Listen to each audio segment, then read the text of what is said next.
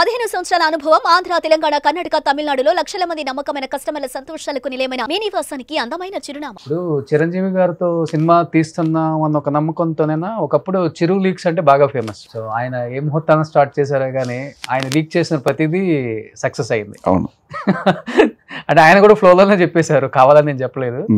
తర్వాత ఒక చిన్న మేనరిజం లాస్ట్ ఆయన డైలాగ్ చెప్పినప్పుడు లాస్ట్లో ఇస్తారు కదా, ఆ టైప్లో అలా ఇస్తారు కదా. అలా ఇప్పుడు మీరు కూడా వశిష్ట లీక్స్ అని బయట బాగా ట్రోల్ అయిపోతుంది. ఏం చెప్తారు ఈ లీక్స్ పైన? లీక్స్ ఏం కాదు, కాన్ఫిడెంట్గా ఉన్నాను కాబట్టి నాకు అనుకున్న ఐడియా నేను చెప్పాను అంతే. అండ్ ఇంకోటి నేను కథ చెప్పేసాను అంటున్నారు, నేనేం కథ చెప్పలే, ఐడియా చెప్పాను ఇలా ఉంటుంది అని. ఓకే. సో దీనికి మించి ఇంకా ఉండబోతుందని చెప్తున్నాను నేను. ఓకే, ఎలా ఉంటుందో చెప్పలేదు, ఎలా ఉండబోతుందో చెప్పారు. బేసికల్గా అండి ఎనీ ఫిలిం ఏ కథ అయినా సరే, ఓకే, ఓ హీరో ఒక హీరోయిన్ ఒక విలన్ వీళ్ళ మధ్య జరుగుతుంది అంతే కదా. ఇప్పుడు రామాయణం ఉంది, రామాయణంలో రాముడు సీతాదేవి రావణుడు, సీతాదేవిని రావణుడు ఎత్తుకెళ్ళిపోతే రాముడు వెళ్ళి సీతాదేవిని తెచ్చుకున్నాడు రావణాసురుడిని చంపి. సింపుల్గా ఇదే ఉంది. కానీ అందులో ఉండే ఎలిమెంట్స్ ఉంటాయి చూసారా.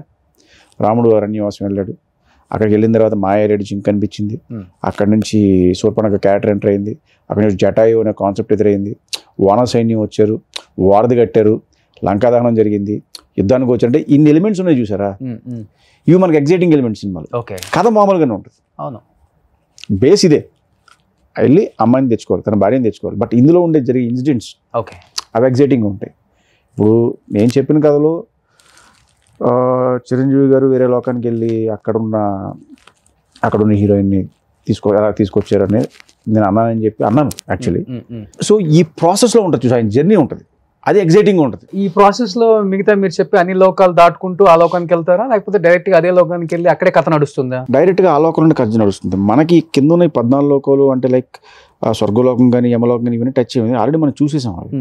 సో అవన్నీ దాటి ఒక కొత్త లోకానికి వెళ్తాం. ఓకే, అక్కడ డిఫరెంట్ లోకాస్ ఉంటాయి. మళ్ళీ చెప్పాలంటే బయట మేము కొంచెం షూట్లకి ఎక్కువ తిరుగుతుంటాం కాబట్టి అన్ని ప్లేసెస్ గొప్ప గొప్ప వాళ్ళందరూ, ముఖ్యంగా ఈ రామాయణం మహాభారతం వీటి గురించి తెలిసిన వాళ్ళందరూ కూడా ఎప్పుడైతే ఆ రెక్కల గుర్రం మీద మీరు టీజర్లో ఒక సీన్ పెట్టారు చిరంజీవి గారితో, ప్రీవియస్గా రెక్కల గుర్రాలు కొన్ని సినిమాల్లో వాడారు, ఇదేం కొత్త అని నేను చెప్పట్లేదు, ఆ వాడిన పద్ధతి బాగుంది. పురాణాలలో అసలు రెక్కల గుర్రం ఉందా లేదా అనేది కూడా మాకు తెలియదు నిజంగా చెప్పాలంటే. దాని గురించి కూడా మేము కనుక్కోవాలనుకున్నాము. చాలా మంచి సబ్జెక్టు, డైరెక్టర్ మంచి అటెంప్ట్ చేశాడు, నో డౌట్. దాంట్లో ఎలా ఉండబోతుందో స్క్రీన్ మీద కూడా మేమే చూడాలనుకుంటున్నాము అనేది వినాల్సి వచ్చింది. నిజంగా ఈ బుక్స్ చదివినప్పుడా లేకపోతే మీ అంతటా మీకు వచ్చిందా, అసలు రెక్కల గుర్రం ఉందా, ఉంటే దాని గురించి మీరు ఏమైనా తెలుసుకొని అసలు మీరు షూట్ చేశారా, భయం అనిపించలేదా? మిస్ఫైర్ అవుతుంటాయి కాబట్టి ఇలాంటి సినిమాలు కొంచెం. రెక్కల గుర్రం అనేది మనం చాలా కథల్లో విన్నాం, తెలుగు జానపద కథల్లో ఉంది. కీలుగుర్రం ఫస్ట్ రెక్కల గుర్రం అనేది కొడితే కీలుగుర్రం అనే సినిమా నాగేశ్వర గారు చేసింది. అవును, అందులో ఒక కీలుగుర్రాన్ని తయారు చేసి దాని మీద హీరో ఎక్కి డిఫరెంట్ ప్లేస్కి ట్రావెల్ చేస్తూ ఉంటాడు. ఓకే. తర్వాత మన కథలు చెప్తున్నప్పుడు రాకుమారు కోసం రాకుమారుడు రెక్కల గుర్రం మీద వచ్చి తీసుకెళ్తాడమ్మా అని కథ చెప్తారు మనకి. అలాగా మీరు ఎన్ని టెంపుల్స్కి వెళ్ళండి, మన ఈస్ట్ సైడ్ వెస్ట్ సైడ్ టెంపుల్స్కి వెళ్ళినా, తమిళనాడు సైడ్ టెంపుల్స్కి వెళ్ళినా కూడా పల్లకీలు ఉంటాయి కదా, పల్లకీకి ముందు రెక్కల గుర్రం ఉంటుంది. Yes, exactly. ఆ వాహనాలకి రెక్కల గుర్రాలు ఉంటాయి.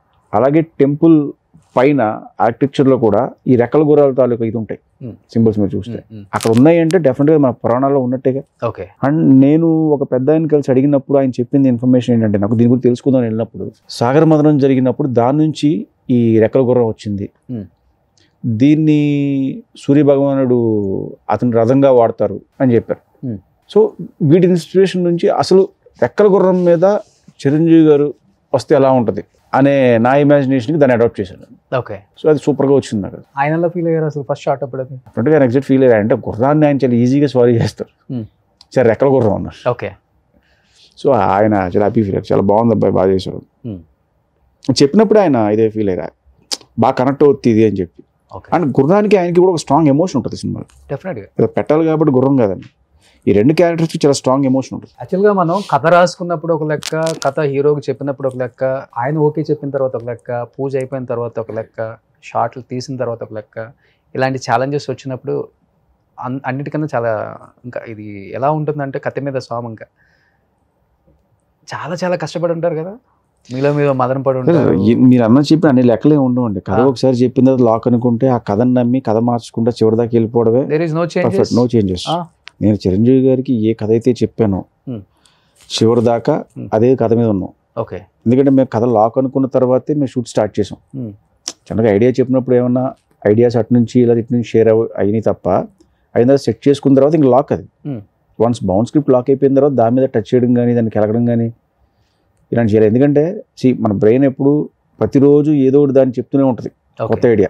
అలా మార్చుకుంటూ వెళ్తున్నాం అనుకోండి అది జరుగుతూనే ఉంటుంది, ఇంకా ఒక స్టాప్ ఉండదు. సో మనం కథ లాక్ అనుకున్న తర్వాత అది బౌండ్ స్క్రిప్ట్ అయిపోయిన తర్వాత దాన్ని కదపకూడదు. ఓకే.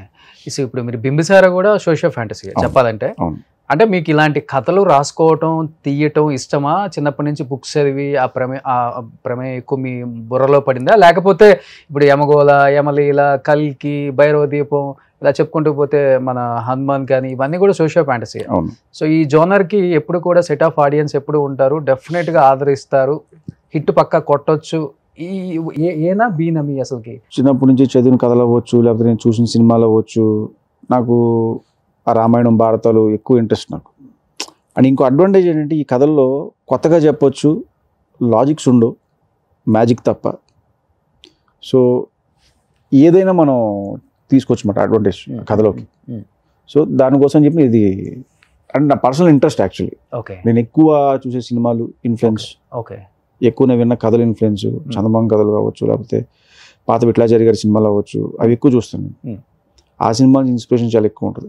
ఓకే. సో కథ ఒక 2.5 hours మొత్తం ఓవరాల్ మూవీ? అటు ఇటు 245.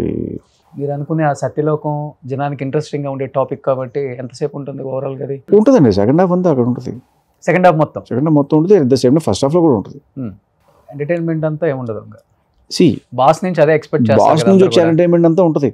ఆయన టైమింగ్ ఎక్కడ మిస్ అవ్వదు, ఆయన స్టైల్ ఎక్కడ మిస్ అవ్వదు. ఓకే. ద సేమ్ టైం నా ఫ్యాంటసీ జోనర్ ఎక్కడ మిస్ అవ్వకుండా రెండు క్లబ్ చేసిన. ఇప్పుడు మొన్న టీజర్ రిలీజ్ అయినప్పుడు కూడా కొంత వినాల్సి వచ్చింది. సో అంత మెగాస్టార్ సినిమా అయినప్పుడు కూడా కొన్ని నెగిటివ్ ట్రోల్స్ మీ మీద కావచ్చు, సినిమా మీద కావచ్చు, కొంత ప్రమేయం పడి ఉంటుంది కదా. భయం అనిపించిందా? అదేంట్రా బాబు స్టార్టింగ్లో ఇలా అవుతుంది? ఏమంటే మనిషి అనేవాడికి ఏదైనా సడన్గా అన్ఎక్స్పెక్టెడ్ థింగ్ జరిగితే భయం ఏదా? భయం వేస్తుంది. నేను భయపడ్డాను. దాని తర్వాత ఓకే మనం ఏం చేసాం, అట్నుంచి ఏం వస్తుంది ఫీడ్బ్యాక్, అది తీసుకుని ఓకే మనం కరెక్ట్ చేసుకుంటూ వెళ్ళిపోయాం. అంటే పాజిటివ్గా తీసుకోవాలి. ఓకే. వాళ్ళు తిట్టేశారని చెప్పి భయపడిపోయి బాబు ఏదో జరిగిపోయింది, కొంపలారిపోయింది అని చెప్పి ఈ కాన్సెప్ట్ కాదు. ఓకే వాళ్ళు చెప్పిందని పాజిటివ్గా తీసుకుందాం. ఓకే. ఓకే మనం ఏం మిస్ అయ్యాం అది కరెక్ట్ చేద్దాం అంతే. సో ఆ స్పేస్ కూడా నేను అడ్వాంటేజ్ తీసుకున్నాను యాక్చువల్లీ. మీకు ఎక్కడ అనిపించింది, ఎక్కడ మిస్టేక్ చేశాను అనిపించింది? నాకైతే మిస్టేక్ చేసి అనిపించలేదు. అనిపిస్తుంది కదా, అంటే నేను అది కరెక్ట్ అనుకున్న తర్వాతే మేము బయటకి ఇచ్చాం. మిస్టేక్ అని మాకు అనిపిస్తే మేము ఎందుకు ఇస్తాం ముందు బయటికి? అదే కదా, మిస్టేక్ ఉందని తెలిస్తే దాన్ని బయటకి ఇవ్వడానికి ఇష్టపడడం ఫస్ట్, అది కరెక్ట్ చేసిన ఇస్తాం. సో మేము అనుకున్నది 100% కరెక్ట్ అని ఫీల్ అయ్యాం కాబట్టి బయటకి ఇచ్చాం. అది మా అందరికీ నచ్చింది కాబట్టి బయటకి ఇచ్చాం. అది కొంతమందికి నచ్చింది, కొంతమందికి నచ్చలేదు.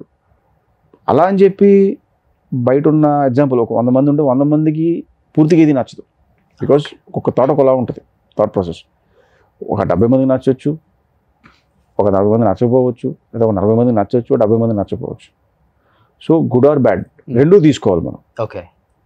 సో ఎందుకంటే పాజిటివ్గా మనం ఎత్తినప్పుడు మనం తీసుకున్నప్పుడు తిట్టినప్పుడు కూడా తీసుకోవాలి, బాగా తిట్టకూడదు. అండ్ నాకు నేను ప్రతి రివ్యూ చెప్పిన వాళ్ళది ట్రోల్స్ ఇవన్నీ కూడా నేను తీసుకుంటా పాజిటివ్. ఓకే. ఓకే. బికాస్ నన్ను కరెక్ట్ చేయడానికి ట్రై చేస్తారు వాళ్ళు. సో మనం ఏం తప్పు చేసామో వాళ్ళు అది చెప్తున్నారు. ఓకే నిజంగా తప్పు అని మనకు అనిపిస్తే మనం కరెక్ట్ చేసుకోవచ్చు. ఏంటి మీకు కలర్ కలెక్షన్ అనిపించిందా లేకపోతే ఓవరాల్గా కొంచెం? ఇప్పుడు HDR ఇది చేసి కలర్స్ చేసినప్పుడు దానికి ఒక టైం ప్రాసెస్ ఉంటుంది రెండరింగ్కి. మేము టైం ఇవ్వాల, నైట్ ఎప్పుడో 3 o'clock అయింది అప్లోడ్ చేసేసాం దాన్ని. ఓకే. తర్వాత ఏదో 24 hours అంతా పడితే అది చెప్పారు. థియేటర్లో క్యూబ్ నుంచి చూస్తే మీకు అన్ని చాలా కరెక్ట్గా ఉంటాయి. ఓకే. ఈ ఫోన్లో చూసినప్పుడు ఆ బ్యాక్ లిట్ అవ్వడం వల్ల దీనివల్ల బ్యాక్ లిట్ ప్రొడక్షన్ కాబట్టి ఆ కలర్స్ కొంచెం బ్రైట్ అయింది. ఈ కంప్లైంట్ నాకు వచ్చింది, బ్రైట్ అయిందని. ఓకే. కానీ వాళ్ళు మన పక్కన ఇప్పుడు VFX అంటే వాళ్ళు ఎక్కడెక్కడో వేరే కంట్రీలలో ఉంటారు. అది VFX మిస్టేక్ కాదు. ఇక్కడ మన గ్రేడ్లో ఇక్కడ మిస్టేక్, ఇక్కడ మనం అది మిస్టేక్ కాదు యాక్చువల్, మనం చేసింది కరెక్టే. దానికి ఒక టైం ఇవ్వాలి, ఒక 24 hours రెండింగ్ టైం ప్రాసెస్ పడుతుంది మనం చేసిన తర్వాత. ఓకే. మనం 3-4 hours ఇచ్చింది దానికి, ఇచ్చి అప్లోడ్ చేసాం. దానివల్ల వచ్చిన ప్రాబ్లం.